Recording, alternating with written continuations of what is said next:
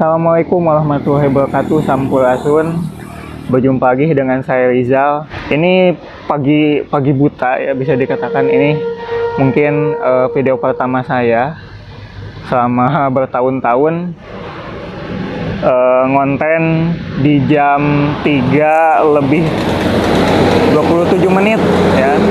Dan kali ini saya tengah berada di luar kota Tasikmalaya. Kita hari ini berada di Ciamis, lebih tepatnya di alun-alun Kabupaten Ciamis. Nah, kebetulan saya bersama murid-murid saya ya, atau anak-anak saya baru pulang dari Yogyakarta ya, baru pulang study tour dan kebetulan singgah di sini ya. Dan di belakang tepat ada Masjid Agung Ciamis ya.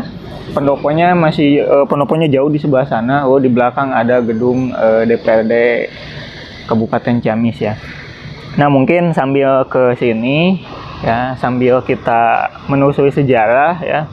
Jadi kawasan ini itu dibangun di masa pemerintahan Bupati Galuh ya. Dulu nama Ciamis itu adalah Galuh ya, Kabupaten Galuh ya.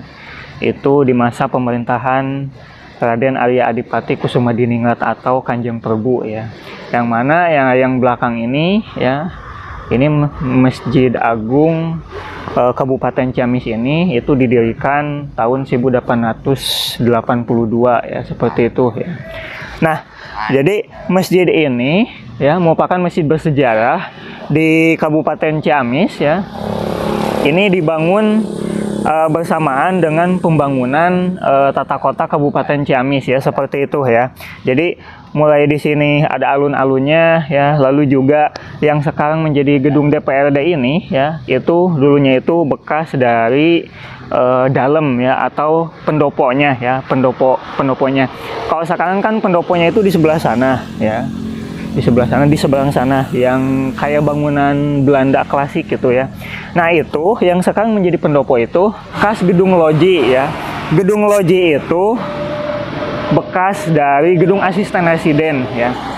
Nah, Kanjeng Prabu ini ya merupakan tokoh yang sangat bersejarah dalam Kabupaten Galuh ya. Karena beliau ini yang membangun tata kota Kabupaten Galuh ya. Mulai dari Masjid Agung ya, itu dibangun tahun 1882 ya. Lalu juga dalam atau gedung pendopo yang sekarang menjadi DPRD. Lalu sebelah sana ada gedung loji ya, gedung asisten residen ya, tempat tinggalnya penguasa Belanda ya, seperti itu di masa kolonial Belanda. Lalu alun-alun ini ya. Kanjeng Prabu ini juga tidak bisa lepas ya dalam sejarah pembangunan Cilahong ya, yang mana beliau juga itu mengusulkan supaya jalur kereta api dari Bandung ke Yogyakarta itu diusulkan tadinya itu kan harus ke Cimaragas ya, tapi beliau mengusulkan agar pembangunan kereta api ini melewati Kabupaten Galuh atau yang sekarang menjadi Kabupaten Ciamis ya. Maka akhirnya Belanda membangun ke Ciamis ya, dan kita kenal dengan jembatan Cilahong ya. Jadi beliau ini punya jasa sekali ya, bukan hanya dalam membangun tata kota Ciamis, tapi juga dalam transportasi ya saat itu ya, transportasi untuk memajukan kota Ciamis ya, Kabupaten Ciamis. Makanya mengapa Ciamis ini dikenal sebagai sentral kelapa ya. Beliau juga membangun dalam ya, atau pendoponya ya, tempat tinggal bupati.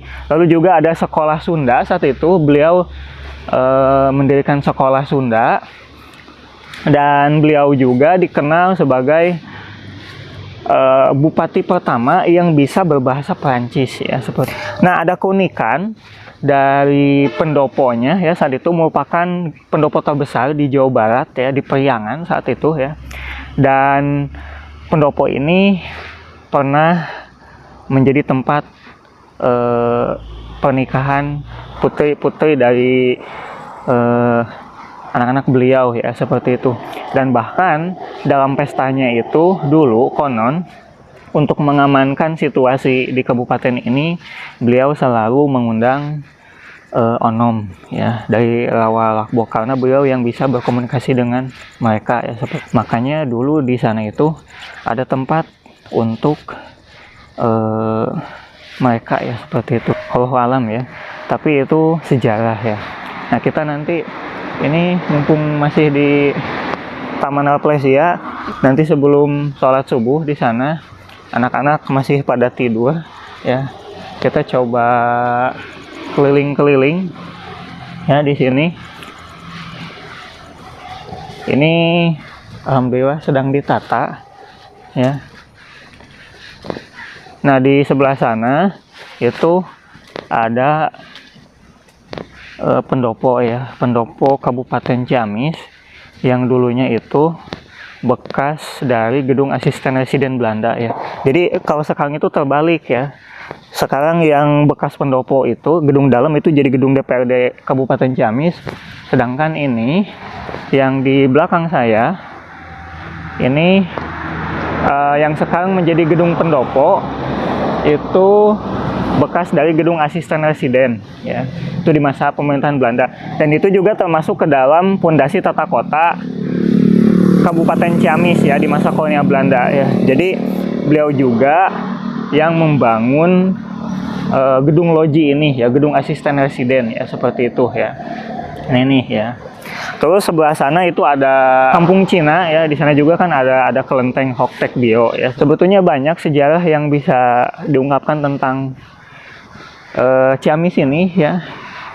Tapi karena keterbatasan waktu ya, ini hanya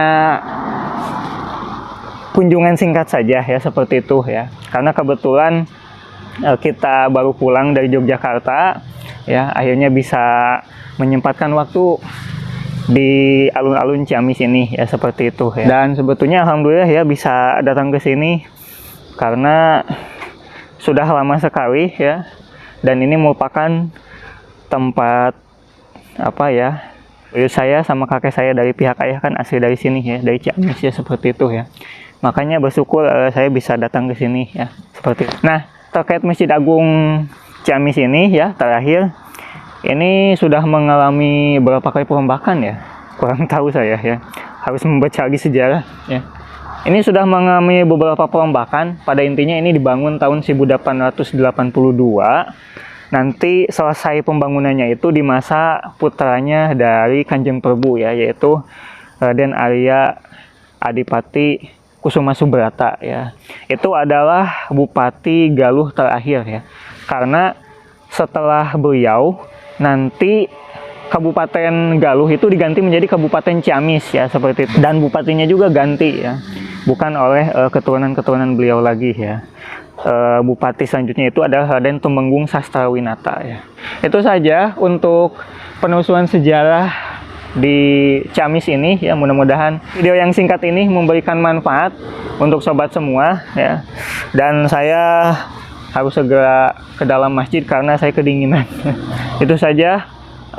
Billahi taufiq wal hidayah. Wassalamualaikum warahmatullahi wabarakatuh. Sampurasun.